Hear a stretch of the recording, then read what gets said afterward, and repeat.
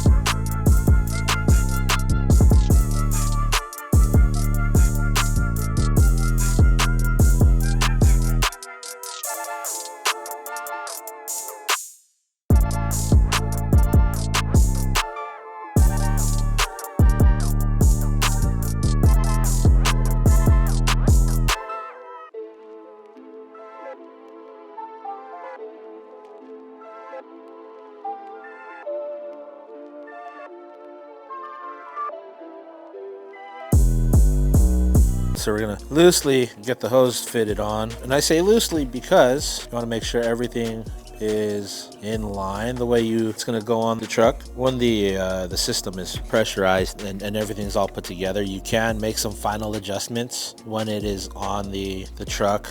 Loosen these fittings right here from these points. You can do it without losing any fluid, but if you do happen to loosen these and some fluid does come out, there's positive pressure in the reservoir.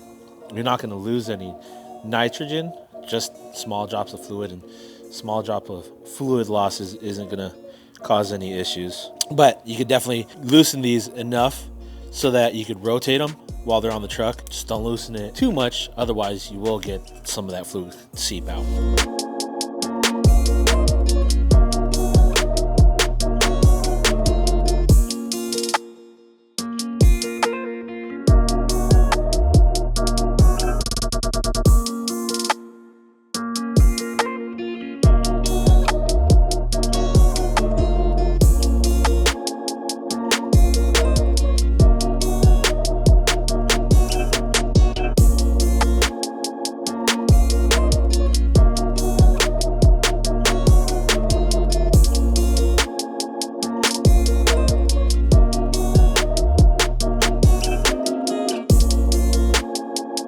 At the home stretch.